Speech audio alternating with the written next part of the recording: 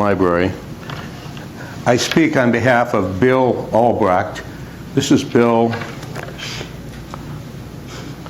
when he was 21 years old in 1969. The book is about the siege and the evacuation of Firebase Kate. This is taken the day after the evacuation.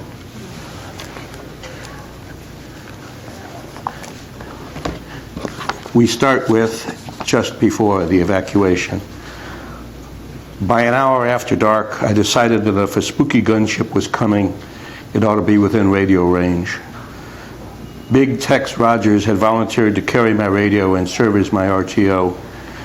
As the artillerymen crowded around in the darkness, I took the handset from him and called Spooky. No answer. I waited an eternity, maybe 2 minutes, and called again. No answer. I tried a third time. No answer. Frustrated and angry, I turned to Tex. This damn radio isn't working, I hissed into the darkness. Tex swallowed a smile. In his calm, amused, southern drawl, he whispered, "Sir, you need to release the switch." These radios operate on a single frequency. When I squeezed the handset talk button, it disabled the receiver and turned on the transmitter. I looked down at my hand. I held a push-to-talk in a death grip. My transmitter was on, my receiver was off. I relaxed my hand, releasing the switch.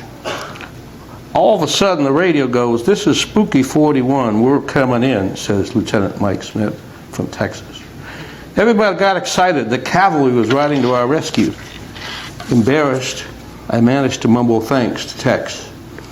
Again, I understood that I was just as frightened as everyone else. Panic is more contagious than the common cold. If we would have any chance to get out alive, I needed to remain calm and focused. Silently, cloaked by the darkness, I now made my peace with the Almighty. I resigned myself to the realization that I would not see another sunrise. I could not envision a scenario where this would end well. Not only did I know that I would die, I knew where it would be as I entered the gap in the jungle leading to Ambush Hill. So I prayed, not for my own life, but for the lives of those who had been entrusted to me.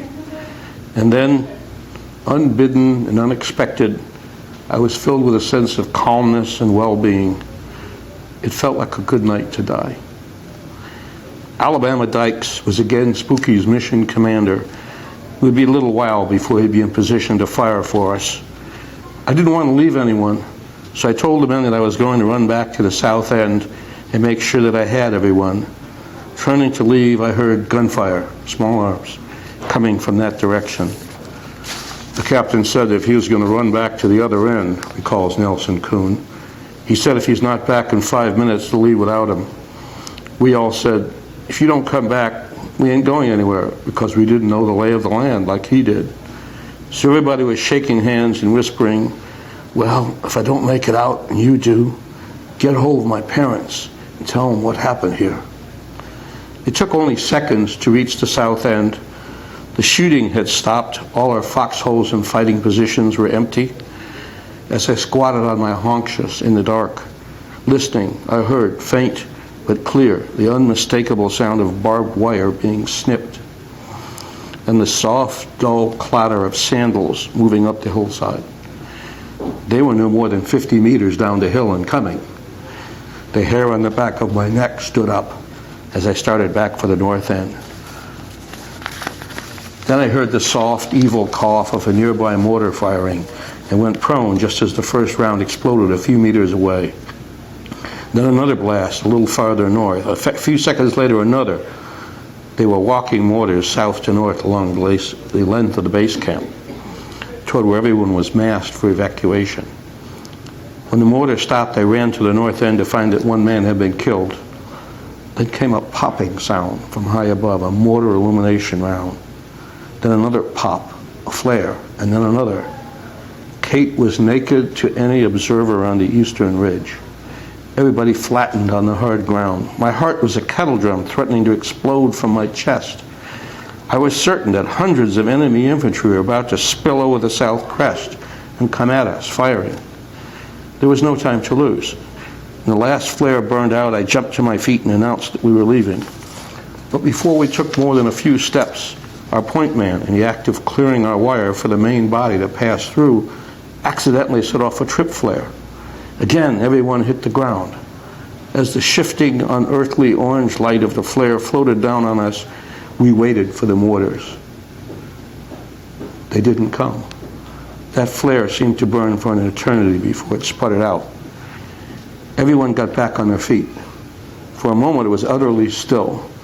Then I heard the welcome sound of the Sky Raider diving low toward our hilltop, hoping to make the neighborhood bullies think that he was on a strafing run. But I knew that he had no more ammunition. I expected a Mike Force element to be waiting at the foot of Ambush Hill. I'd been told that they would lead us to their main body a few miles away. To make it easier to enter their perimeter, I put everyone into a single file. I gave the order and we moved out. But after 40 or 50 meters, the line stopped. I worked my way to the front and found the point man 20 meters from the gap leading to Ambush Hill. Frozen with fear, he was unable to move forward. Spooky was still too far to fire and clear our path. The enemy was on our heels. I knew that I must act immediately. I moved up and took the point. I understood that I was about to die, but it had to be done, and there was no one else to do it. My carbine was slung beneath my right arm and held waist-high on full automatic, my finger resting on the trigger. I gripped the radio handset in my left hand. "Follow me," I said, and stepped into the night.